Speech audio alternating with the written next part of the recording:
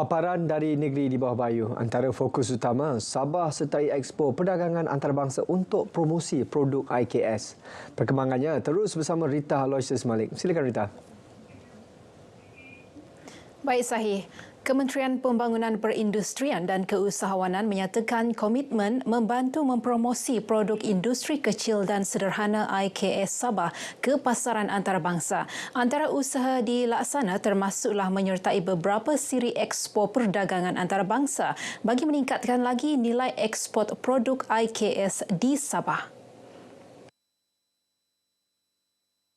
Menterinya Datuk Fung Jinze memberitahu antaranya Expo Gulf Food Dubai yang akan diadakan di Emiria Arab Bersatu pada Februari dan Salon Internasional de l'Alimentation Paris di Perancis Oktober depan. Katanya, kementerian turut mengenal pasti beberapa lagi Expo Perdagangan Antarabangsa yang bakal diadakan di beberapa negara Asia Tenggara tahun ini. Dalam pada itu, kementerian juga komited mempromosi peluang pelaburan kepada pelabur asing di China, Korea Selatan, Jepun dan sekitar rantau ASEAN. Datuk Fung berkata demikian dalam Majlis Amanat dan Anugerah Perkhidmatan Cemerlang 2023 Kementerian Pembangunan Perindustrian dan Keusahawanan di Kota Kinabalu. Kementerian Pendidikan Malaysia KPM diharap dapat menyalurkan peruntukan bagi kerja-kerja penyelenggaraan dan pendawaian elektrik Sekolah Kebangsaan SK Darau. Peruntukan itu amat diperlukan susulan 2 blok bangunan sekolah berkenaan dalam keadaan usang dan tidak selamat untuk aktiviti pembelajaran. Exco Pendidikan Negeri Sabah, Datuk Dr. Muhammad Arifin Muhammad Arif berkata, bagi tujuan itu, beliau akan memohon peruntukan RM500,000 daripada KPM.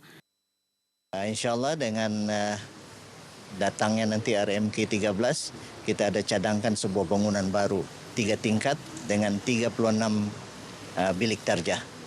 Mudah-mudahan ini juga dapat dilaksanakan oleh kerajaan.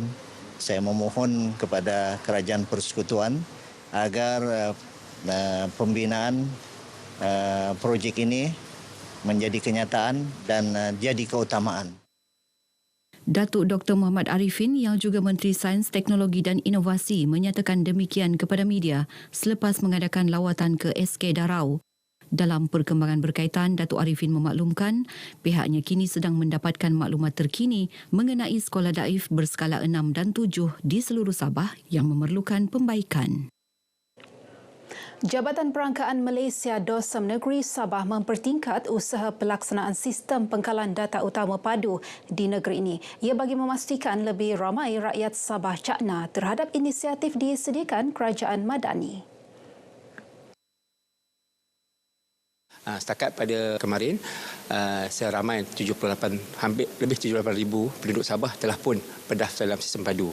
Ini angka ini orang kata hampir kepada 4.6% daripada penduduk Sabah lah yang berumur 18 tahun ke atas yang mendaftar dalam padu.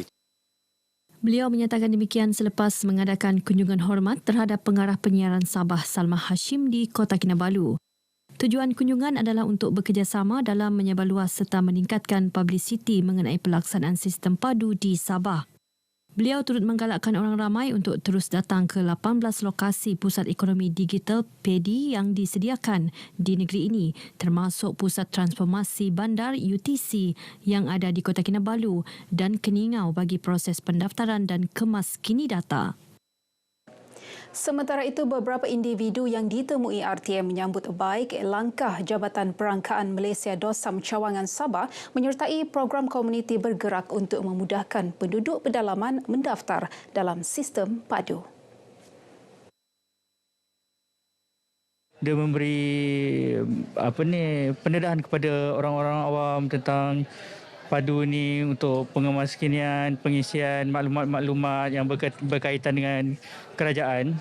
Jadi untuk DOSM datang ke kaunter ataupun di mana-mana tempat memang memudahkan rakyat lah. Kalau kita mau isi bantuan mana-mana, semua ada dalam ni. Kita tak perlu lagi mau isi balik yang mau ulang-ulang balik yang macam dulu. Dari segi subsidi, dari segi minyak macam tu.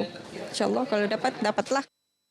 Sistem padu yang dilancar 2 Januari lalu antara lain bertujuan memastikan rakyat yang layak mendapat manfaat tidak tercicir daripada subsidi bersasar, bantuan dan perlindungan sosial.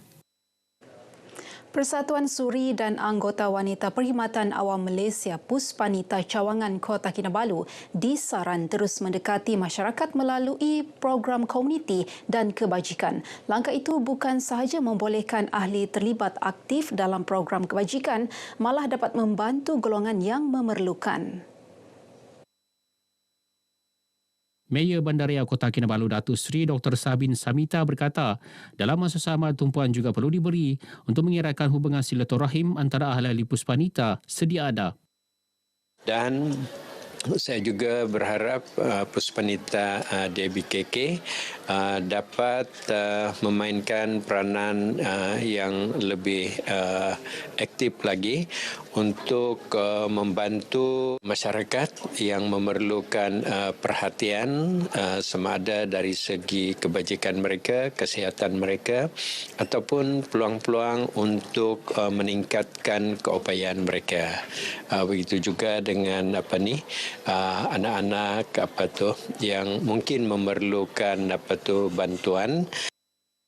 Beliau menyatakan demikian kepada RTM selepas menyaksikan majlis serahan anggota tugas daripada bekas pengurusi Puspanita Cawangan Kota Kinabalu, Rosna Datuk Tumai kepada pengurusi baharu Puspanita Cawangan Kota Kinabalu, Datin Sri Adrin Adariza Muhammad Sofi di Kota Kinabalu.